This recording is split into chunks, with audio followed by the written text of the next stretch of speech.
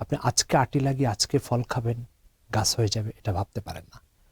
তো রমজানের প্রস্তুতি একজন মুমিনের দরকার ছিল কয়েক মাস আগ থেকে, এবং যে সমস্ত ভাগ্যবান মানুষ সেটা নিয়েছে তারা তো অবশ্যই সাধুবাদ পাওয়ার যোগ্য। কিন্তু যারা আজও প্রস্তুতি নিতে পারে নাই, অথচ রমজান দরজায় হাজির হয়ে গেল, জি, আমি তাদেরকে কয়েকটা প্রস্তুতি নেওয়ার কথা বলবো।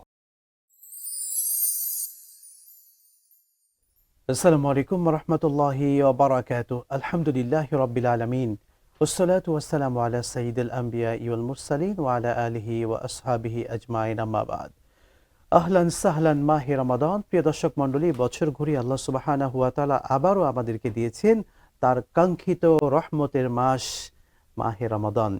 দর্শক মণ্ডলী, এই মাস যে মাসে আল্লাহ পাকের রহমত অঝোর ধারায় আমাদের উপর বর্ষিত হয়, আমরা সেই মাসে এটিএন বাংলার পর্দায় আপনারা উপভোগ করছেন আসিয়ান গ্রুপ নিবেদিত মহিমান্বিত রমজান, powered by Asia navy polymer industries limited. আপনাদের সাথে আছি আমি মুফতি আল আমিন খান। আর আজকে প্রথম দিনে আমরা অতিথি হিসেবে পেয়েছি বাংলাদেশের প্রখ্যাত ইসলামিক স্কলার, বিশিষ্ট ইসলামী চিন্তাবিদ এবং শিক্ষাবিদ ফজিলাতুল শেখ মুফতি আব্দুল মজিদ হাফিজাহুল্লাহ, সম্মানিত প্রধান মুফতি, মিফতাহুল উলুম মাদ্রাসা, মধ্যবাড্ডা, ঢাকা। আসসালামু আলাইকুম ওয়া রাহমাতুল্লাহ। ওয়ালাইকুম আসসালাম ওয়া রাহমাতুল্লাহি ওয়া বারাকাতুহু। শেখ কেমন আছেন? আলহামদুলিল্লাহ, আল্লাহ পাক ভালো রাখছেন, আশা করি আপনিও ভালো আছেন। আলহামদুলিল্লাহ। প্রথম রমাদানে আপনাকে আন্তরিক অভিনন্দন। আপনাকে অভিনন্দন। দর্শক মণ্ডলী, রমাদানুল করিম চলছে। মুমিনের প্রস্তুতি কেমন হবে? এই একটি মাস একজন মুমিন কিভাবে কাটাবে? প্রত্যেকেই কাজের পূর্বে প্ল্যান করে। আমরা মুমিন রোজার মতো গুরুত্বপূর্ণ আমল পেয়েছি, এই মাসটিকে কিভাবে কাটাবো, প্ল্যান কি হবে? চলুন সম্মানিত অতিথির কাছ থেকে জেনে নেই। শেখ, মুমিনের চূড়ান্ত প্রস্তুতি কি হবে রমাদান উপলক্ষে জানাবেন। জি, বিসমিল্লাহির রহমানির রহিম। প্রথম কথা হচ্ছে যে রমজান এটা হচ্ছে 11 মাস, এটা সৃষ্টির জন্য, একটি মাস স্রষ্টার জন্য। আর স্রষ্টার জন্য যে মাসটা হবে, সে মাসটার রূপ, লাবণ্য, বৈচিত্র্যতা নিঃসন্দেহে কিছু ভিন্ন থাকতেই হবে। জি, আপনি যদি 3 মাস, আপনি যদি আজকে আপনার কোনো জমিনে একটা ফসল দেখতে চান, তাহলে এর প্রস্তুতিটা কিন্তু আপনাকে 3 মাস আগ থেকে দিতে হবে। আপনি আজকে আটি লাগিয়ে আজকে ফল খাবেন, গাছ হয়ে যাবে, এটা ভাবতে পারেন না। তো রমজানের প্রস্তুতি একজন মুমিনের দরকার ছিল কয়েক মাস আগ থেকে, এবং যে সমস্ত ভাগ্যবান মানুষ সেটা নিয়েছে তারা তো অবশ্যই সাধুবাদ পাওয়ার যোগ্য। কিন্তু যারা আজও প্রস্তুতি নিতে পারে নাই, অথচ রমজান দরজায় হাজির হয়ে গেল, জি, আমি তাদেরকে কয়েকটা প্রস্তুতি নেওয়ার কথা বলবো। 1 নম্বর প্রস্তুতি, 11 মাস আল্লাহ তাআলা আপনাকে আপনার স্বাধীনভাবে কাজ করার সুযোগ দিয়েছে। এই দিনে অতিরিক্ত 2টো কাজ আল্লাহ তাআলা আপনার উপরে অপরিহার্য করেছেন। জি, একটা হচ্ছে দিনের রোজা, আর একটা হচ্ছে রাতের তারাবি। আপনি যে কোনো মূল্যে আপনার সময়কে বের করে, যত ব্যস্ততা থাক না কেন, আল্লাহ তাআলাকে আপনি প্রতিদিন 20 রাকাত তারাবিতে 40টা সেজদা আপনার দেওয়া জরুরি। 40টা সেজদা প্রতিদিন যদি দেন তো মাসে 1200 সেজদা হবে। 1200 সেজদা একসাথে আপনার দেওয়া মোটেও সম্ভব নয়। ফলে ধীরে ধীরে প্রতিদিন 40 সেজদার মাধ্যমে পুরা রমজানে 1200 সেজদার এই টাইমটাকে সর্বাত্মকভাবে চেষ্টা করা উচিত তারাবিতে অ্যাটেন্ড করার। 2 নম্বর, আমাদের চরম ব্যস্ততা আর উদাসীনতার কারণে শেখ, আমরা শুনবো আমাদের প্রস্তুতি আরো কি হবে বিরতির পর ইনশাআল্লাহ। দর্শক মণ্ডলী, দেখছিলেন এটিএন বাংলার পর্দায় আপনাদের প্রিয় অনুষ্ঠান আসিয়ান গ্রুপ নিবেদিত মহিমান্বিত রমজান, powered by Asia navy polymer industries limited. সময় হলো ছোট্ট বিরতির, সঙ্গেই থাকুন, ফিরছি ইনশাআল্লাহ। ঢাকা উত্তর সিটি কর্পোরেশনের অনুমোদিত আবাসিক প্রকল্প আশিয়ান সিটি। এককালীন মূল্য পরিশোধে রয়েছে বিশেষ ছাড়। রেডি প্লট রেজিস্ট্রেশন নিয়ে এখনই বাড়ি করুন ঢাকার প্রাণকেন্দ্র আশিয়ান সিটিতে। আশিয়ান সিটি, আপনার অভিজাত ঠিকানা। No tension. সর্বাধুনিক প্রযুক্তিতে তৈরি এবি পলি পাইপ, আধুনিক যুগের পাইপ। এবি পলির মানে বুদ্ধিমানরাই জানে। AB poly UPVC pipes and fittings, টিকবে যুগের পর যুগ।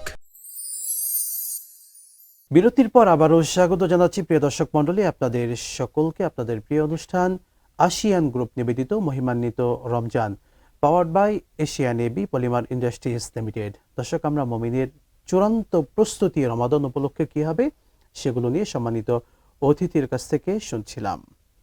শেখ, আপনি বলবেন। জি, তো প্রতিদিন 40টা সেজদা, আর পুরা রমজানে আপনার 1200 সেজদা।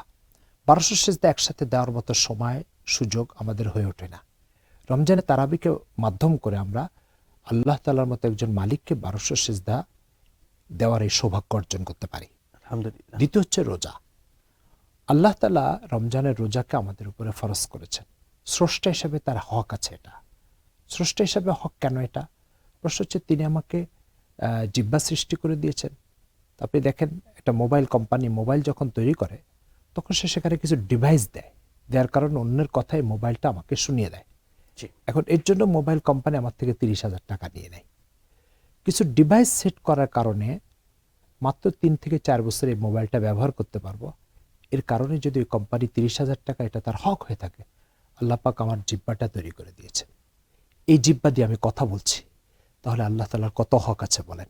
আল্লাহ। এখন সেই মালিক আমাকে কোনো টাকা চাচ্ছে না, পয়সা চাচ্ছে না, শুধু বলেছে, বান্দা এতটুকু টাইম তোমার জিহ্বাটাকে আমার কোরআন তেলাওয়াতের মধ্যে ব্যস্ত রাখো, এতটুকু টাইম আমার জিকিরের মধ্যে ব্যস্ত রাখো।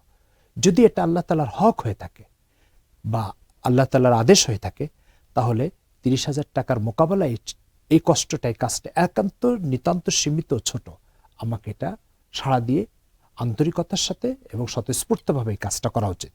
এই জন্য রমজানের একটা গুরুত্বপূর্ণ কাজ হচ্ছে জিহ্বাকে কোরআন তেলাওয়াতের মধ্যে লাগিয়ে রাখা, জিহ্বাকে জিকিরের মধ্যে লাগিয়ে রাখা, জিহ্বাকে দুরূদ শরীফ পড়ার মধ্যে লাগিয়ে রাখা। রমজানের একটা প্রস্তুতি হচ্ছে শেষ রাতের তাহাজ্জুদ। রাসূল সাল্লাল্লাহু আলাইহি ওয়াসাল্লাম এবং সাহাবা ইকরামের যুগে কোনো মুসলমান এমন ছিল না যারা আমাদের মতো সারা বছর তাহাজ্জুদ এড়িয়ে চলতেন। এরকম মুসলমান পাওয়া যেত। কদাচিৎ কোনো সফরের কারণে, ক্লান্তির কারণে পড়তে পারে, এটা ঘটেছে, কিন্তু ধারাবাহিক তাহাজ্জুদ পড়বো না, এইভাবে মাস পার হয়ে যাবে, এটা ছিল না। আমাদের যুগে এটা ঘটছে।